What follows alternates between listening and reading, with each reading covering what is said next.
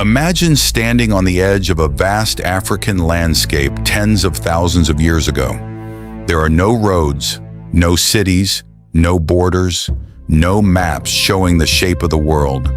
Only endless grasslands, rivers, mountains, and distant horizons. A small group of humans looks toward the unknown. They don't know what lies beyond the next valley. They don't know that another continent is waiting beyond the horizon. They don't know that their descendants will one day live in almost every corner of the planet. They only know one thing: they need to keep moving. Perhaps the water is disappearing. Perhaps the animals have moved on. Perhaps the climate is changing. Or perhaps the group has simply followed the animals for generations, slowly moving farther than anyone before them. But here is the incredible part. The people who began these journeys did not know they were changing the history of humanity. They weren't trying to conquer the world. They weren't searching for new continents. They were simply trying to survive. And yet, generation after generation, their descendants would travel farther, across deserts, through forests, over mountains, into freezing landscapes, and eventually across the sea. So how did humans, a species that began in Africa, end up spreading across almost the entire planet? How did they travel so far without modern technology? And perhaps the most important question of all, what made them keep going? This is the story of humanity's greatest journey. The story begins in Africa. For hundreds of thousands of years, our ancestors lived across a continent that was constantly changing. The climate was never perfectly stable. Rainfall increased and disappeared. Lakes formed and vanished. Grasslands expanded, forests moved, and deserts changed their boundaries. For early humans, the environment was not just scenery. It was the difference between life and death. A river could mean water. Water meant animals. Animals meant food. And food meant survival. So when the environment changed, humans had a choice: stay or move. But these movements were probably not one massive migration of thousands of people suddenly leaving Africa together.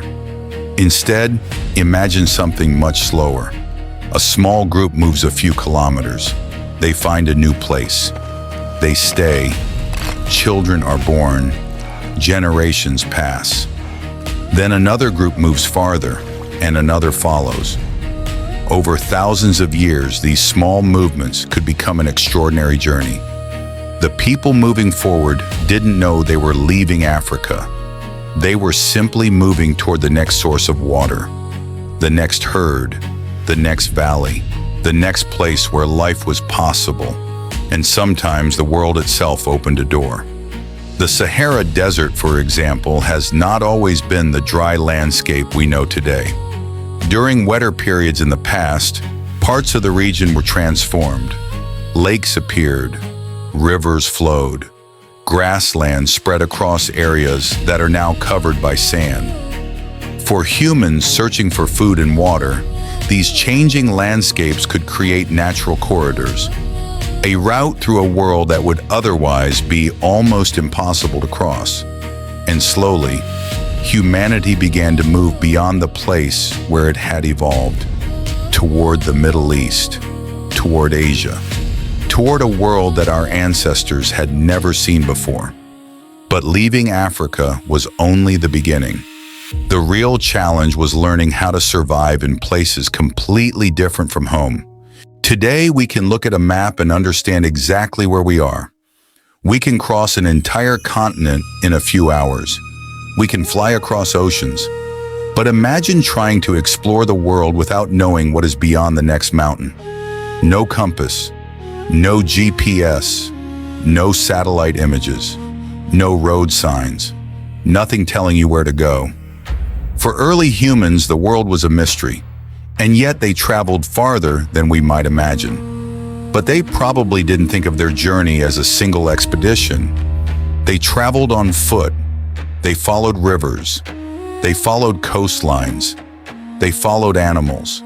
and they moved when the environment forced them to move. One generation might travel only a short distance. The next generation might go farther, then another. Over hundreds or thousands of generations, those small movements could carry humans across enormous distances. This is one of the most remarkable things about human migration. The people who arrived somewhere new were not necessarily the same people who had left Africa. They were their distant descendants. The journey was not one long walk. It was a chain of countless small journeys. Imagine a family standing beside a river. They don't know that their descendants will one day live thousands of kilometers away. They don't know that their bloodline will cross mountains and deserts.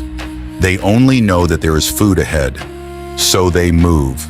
And perhaps this is how humanity spread. Not through one great leap, but through millions of small steps.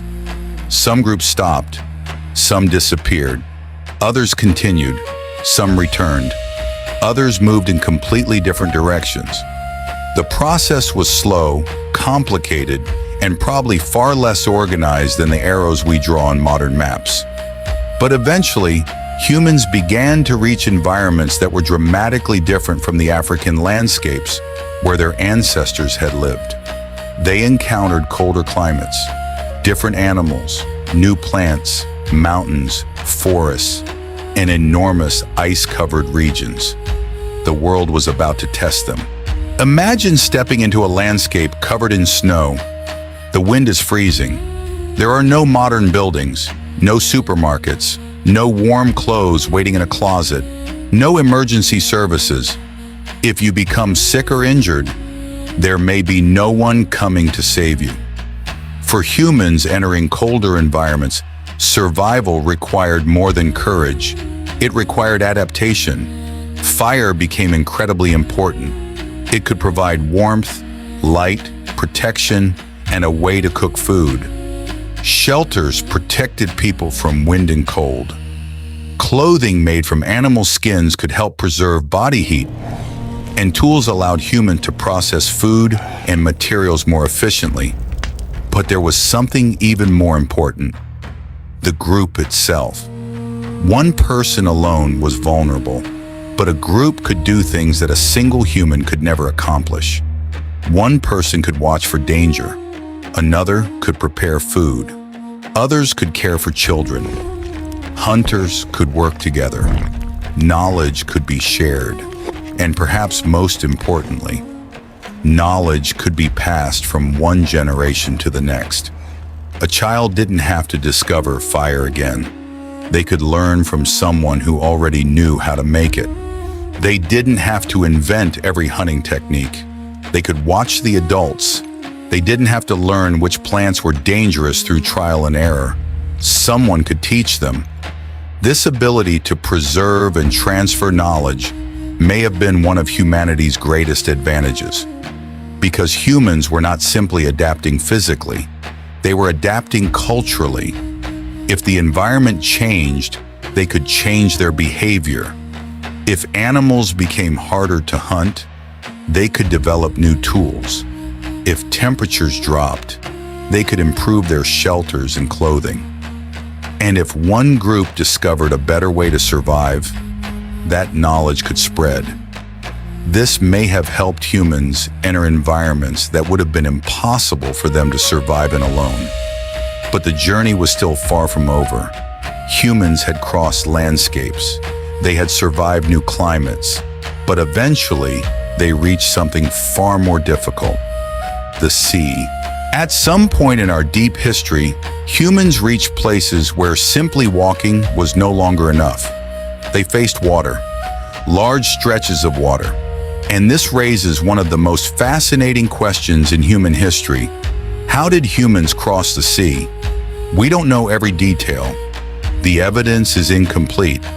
But the fact that humans eventually reached places separated by water tells us something important. They were capable of planning. They were capable of taking risks.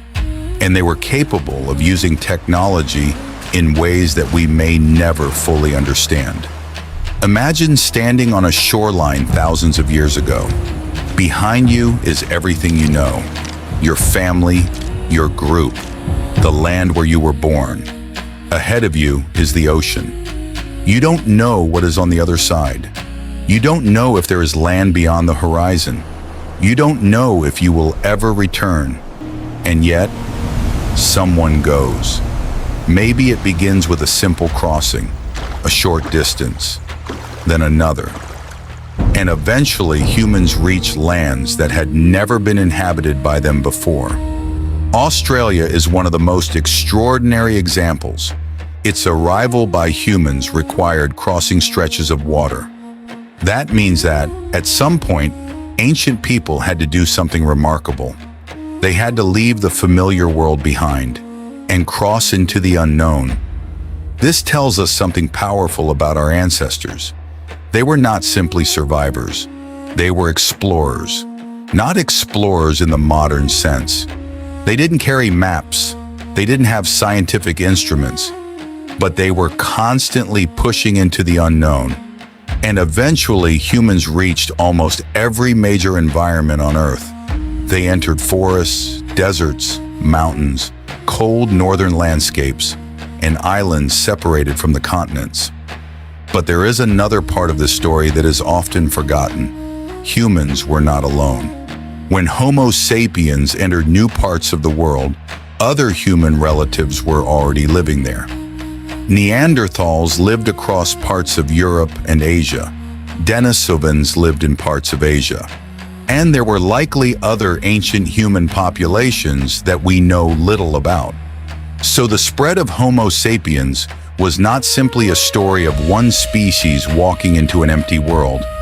It was a story of encounters, competition, adaptation, and sometimes interbreeding. The human story became more complicated than anyone could have imagined. Different populations met. Some disappeared, some survived, and some left traces of themselves in the people living today. So when you look at humanity today, you are not looking at the descendants of a simple journey. You are looking at the result of thousands of generations of movement, survival, adaptation, and change. A journey that began in Africa and eventually reached almost every corner of the planet. But perhaps the most incredible part is this. Our ancestors didn't have to be the strongest animals on Earth. They didn't have the sharpest claws. They weren't the fastest. They weren't the biggest. They survived because they could cooperate. They could communicate. They could learn. They could remember. And they could pass knowledge from one generation to the next. One human might struggle, but a group could survive. And generation after generation, that ability carried humanity farther. Across Africa, beyond Africa, across mountains, across deserts, into the cold, and eventually across the sea. So the next time you look at a map of the world, remember this. Every city, every country, every human population you see today is part of one enormous journey. A journey that began with small groups of people walking into the unknown. They didn't know where they were going. They didn't know how far they would travel. And they certainly couldn't have imagined the world their descendants would build. But they kept moving. And somehow, they made it. This is how humans ended up everywhere.